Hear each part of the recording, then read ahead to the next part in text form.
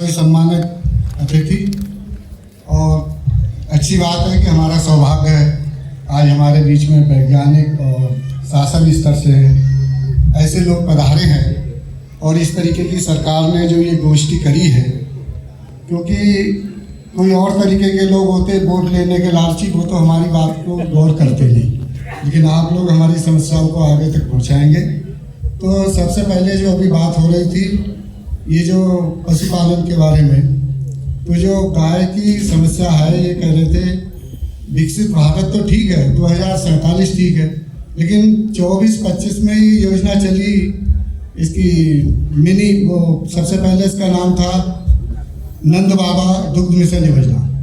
तो मानवर बरेली जिले को मिले 6 लक्ष्य, और 6 लक्ष्य मिले और उसमें 25 गाय की योजना थी 62 लाख की।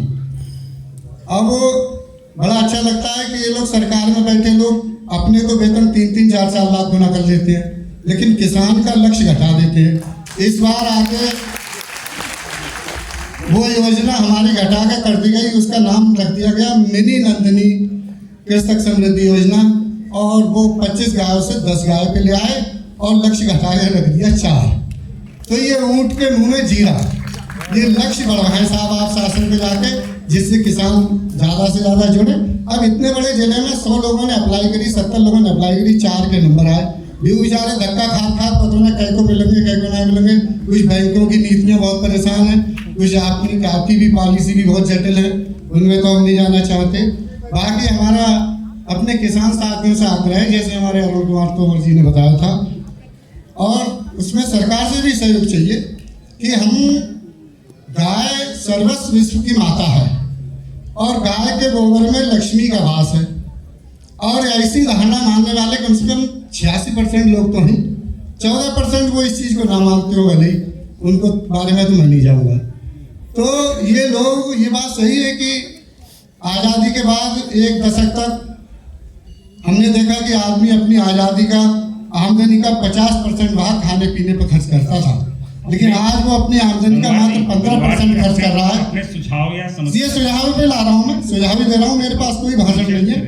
और आज 15% खर्च कर रहा है, बाकी अस्पतालों को दे रहा है।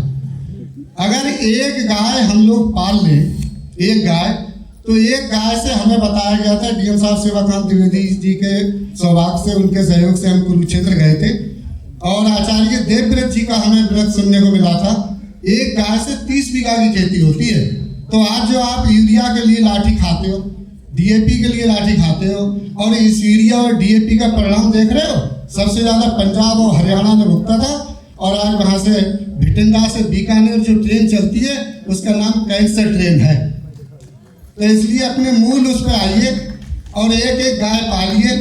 और सरकार से हमारा आग्रह है कि आपको बड़ा अच्छा लगता है कि आप थैलों पे छपाते हो कि हम देश के 80 करोड़ लोगों को फ्री अनाज दे रहे हैं, तो फिर विकसित भारत कहाँ से हो गया? अगर इस देश का 80 करोड़ आदमी भिखारी है और वो हमारे ऊपर पल रहा है हमारे अनाज से, तो हम चाहेंगे कि वो अनाज कम से कम ऐसे लोगों को मिले जो एक गाय पाले। ये आप पॉलिसी में रखिए कि एक गाय नहीं पाल सकता, वो हमसे अनाज क्यों लेगा? दूसरी बात, अपनी बात कह रहा हूँ कि आप 2000 रुपये किसान सम्मान निधि दे रहे हैं। किसान का मतलब क्या है? अगर किसान सम्मान निधि लेगा तो वो गाय नहीं पालेगा, एक गाय से पालनी चाहिए। उसी आदमी को आप किसान सम्मान निधि दे, जो ना पाले उसको काटो। आपके जो सुझाव है, आप जो इस पे QR कोड कर दीजिए। और मानवर, हम बहुत दूर से आए हैं और 1 मिनट की बात नहीं है, सिर्फ सुझाव मैंने सुझाव दे दिया। दूसरी बात जो है हमारी, सही बात कर रहे हैं आप, सही बात हमारी सही है आपकी, भले को कोई आफत आएगी का हम आएगा, तूफान आएगा, मानवर बड़े दुख की बात है। हमें पिछले आंकड़े बताए जाते हैं और इस अभी स्क्रीन पे भी आ रहे थे कि इतने करोड़ का गन्ना भुगतान कर दिया। हम बहेड़ी और नवाबगंज के यहाँ पर सैकड़ों किसान बैठे हैं, मात्र 15-15 दिन किराए का पैसा मिला है। और ये इतने बड़े आंकड़े बताए जाते हैं, ये कभी नहीं बताया जाता कि इतने करोड़ का गन्ना हमने खरीदा तो इतने का पैसा दिया।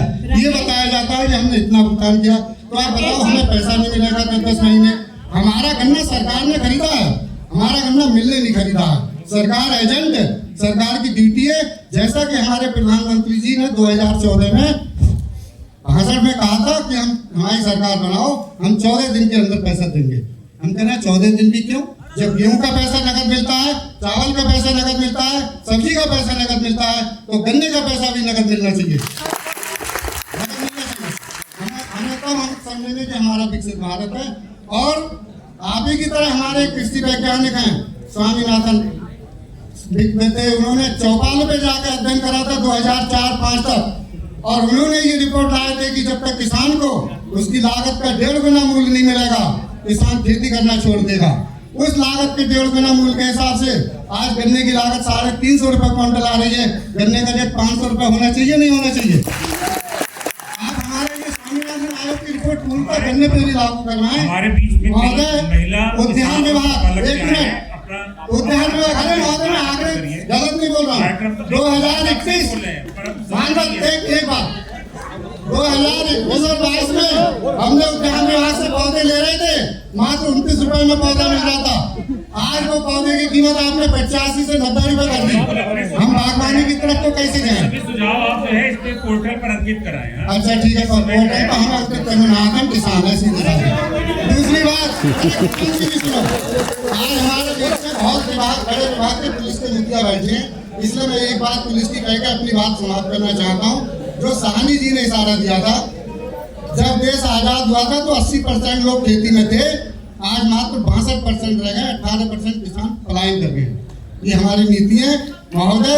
112 नंबर, पहले 100 नंबर चला था, किसी सरकार ने चलाई थी, उसका नंबर अब 112 हो गया।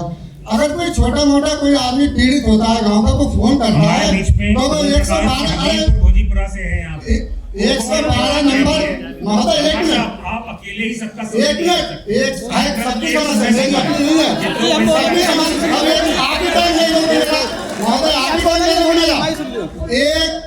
112 नंबर जब गांव में जाती है, मैं समस्या बता रहा हूँ, वो जो फोन करता है, जो पीड़ित है उसको भी गाड़ी में बिठाती है, और जो अपराधी है जो उसको मार रहा है उसको भी बिठाती है।